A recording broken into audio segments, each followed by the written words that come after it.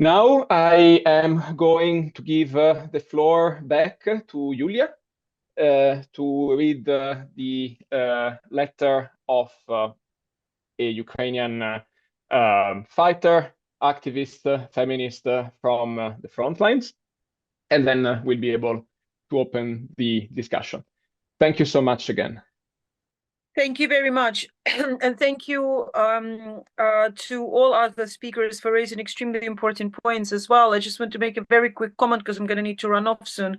But like what the points that were mentioned about this kind of this false juxtaposition between welfare fund, welfare state, social security and war is a completely false narrative. This is why I was talking about this mythology and neoliberalism about how state somehow is bad for economy. There is actually lots of studies, and this is the stuff that I write into my analysis of Ukraine post-war recovery and in-war recovery planning, that there are a lot of studies that show actually that fiscal spending, welfare spending, it pays for itself, even in the same fiscal year. So this juxtaposition that welfare is expensive and we can't afford it. No, you can't afford to not have it as a state.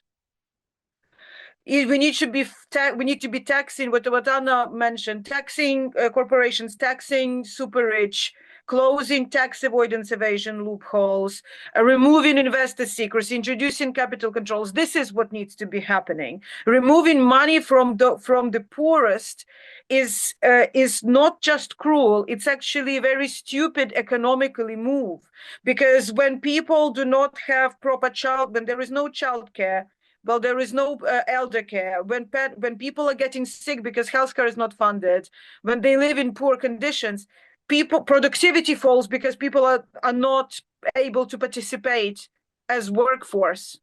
So even if you only care about productivity and output, it's still a stupid idea. Yeah. So this is something that's very important to remember. The welfare cuts are counterproductive because welfare spending pays for itself. We need to strengthen collective security. I want to add to what Anna was saying, that energy absolutely must be considered as part of security infrastructure. Indeed, all infrastructure must be in public control because it is part of security. Natural resources must be in public control because on access to natural resources depends survival of any economy, any society. We shouldn't be allowing public services and infrastructure to be in private hands.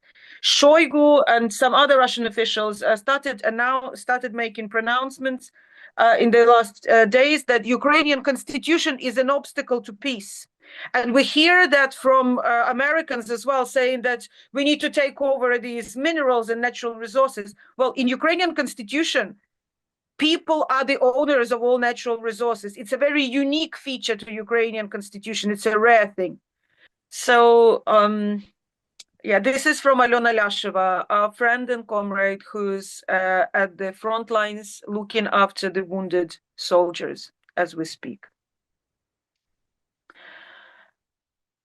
So I am never alone. That's why I cannot record a video.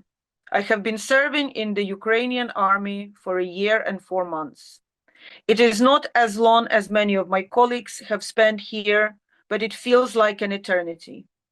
And every single day, I want to quit and return to my life as it was before. To life where I had a good job in academia, could see my friends whenever I wanted, have a cat at home, have hot showers twice a day. But I stay here and continue working for 14, 16 hours every day, far away from home and comfort, in a system that is full of sexism, emotional pressure, and absurd. I continue because I know that I'm on the right side of history. Because I know that despite all the internal contradictions, Ukrainian defense forces are the largest anti-fascist force in the world. I know that many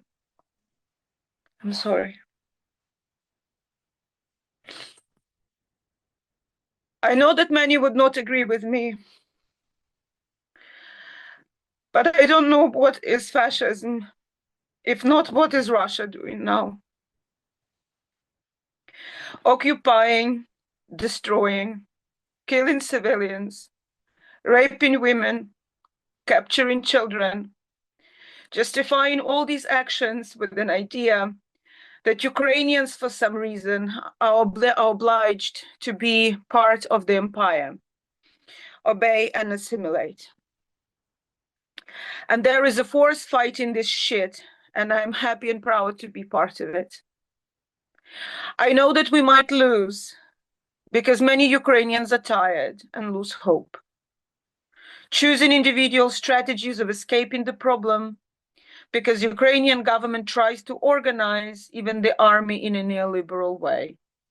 Moreover, because our enemy is strong and recently got an ally, new government of the United States. Because countries of EU, European Union, cannot organize together to defend themselves. Yes, we might lose this war, but we are the freedom fighters. Many were fighting, having way fewer chances than Ukraine. This was answering whether she thinks it will be successful, despite. We will still have chances if European countries support us.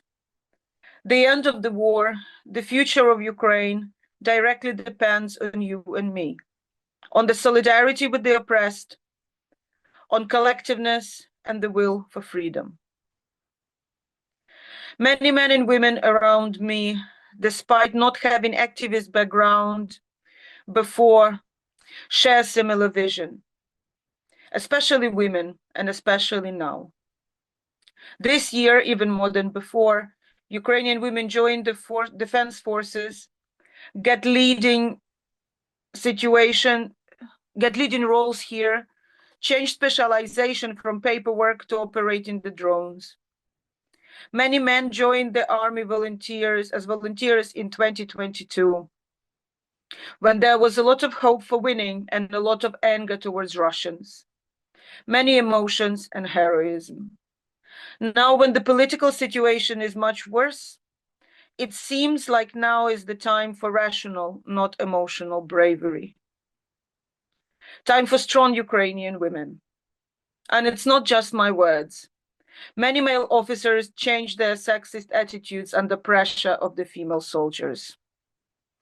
My sisters in arms are the other strong reason I believe that Ukraine has a future and that we are on the right side of the history. That's from Alona. Our sister at the front.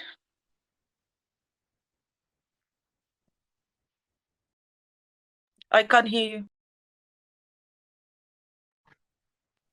And with merchandise from Ukrposhta, I want to, oh, it's blurring.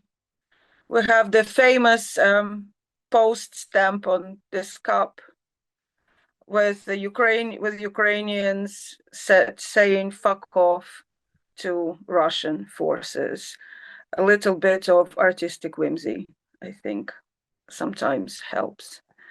And they raise money for the front. So buy Ukrainian merchandise, show solidarity, and donate what you can. It all helps. Russian warship, go fuck yourself. Yeah. And yeah, I second the invite. I think that the letter for Aliona, with Sinistra per l'Ucraina, we try to give visibility to all the fundraising efforts that come from the Ukrainian front lines.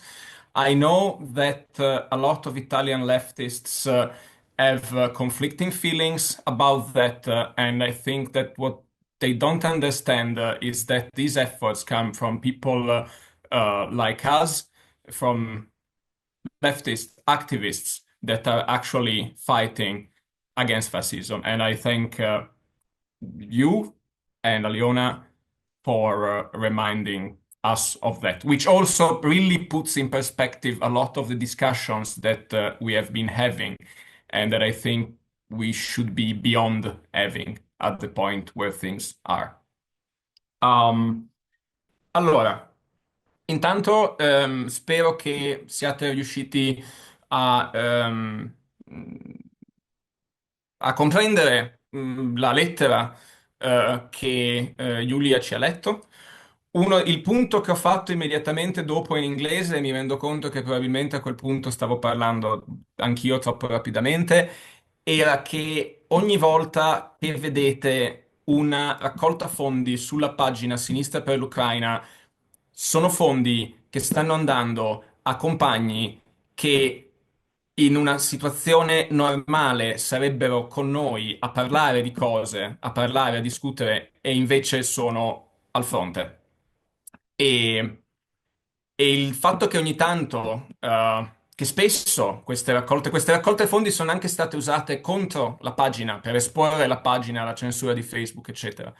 E il fatto che ogni tanto ci si ritrovi a discutere con dei compagni sull'opportunità o meno di mandare delle armi a quelli che sono effettivamente dei partigiani è una roba scandalosa e invito tutti a pensare alle modalità di questo dibattito e allo spazio che abbiamo dato a questo dibattito e a queste opinioni in passato. Poi e questo può anche essere un modo di far partire la discussione. Um, eh, questa forse è una cosa un po' complicata. Il punto che ha fatto Giulia, prima di partire e rileggere la lettera, era su come le politiche, stava ripetendo come le politiche neoliberali non sono funzionali in un momento di crisi, non sono funzionali nel momento in cui si deve combattere una guerra di difesa, e allo stesso modo che una guerra di difesa deve diventare un'opportunità per le forze di sinistra, deve diventare un'opportunità per le forze di sinistra per promuovere uno Stato che difenda le persone. Uno Stato che difende le persone è uno Stato per cui le persone desiderano combattere. Uno Stato che difende le persone creando welfare è uno Stato stabile. Uno Stato che non privatizza le proprie risorse, che non si rimette ad altri poteri, è uno Stato che ha qualcosa con cui resistere e per cui resistere. So che sto facendo un pessimo lavoro in quest'ultimo riassunto perché è andato tutto molto velocemente, ma spero che questi temi possano ora rientrare nella conversazione.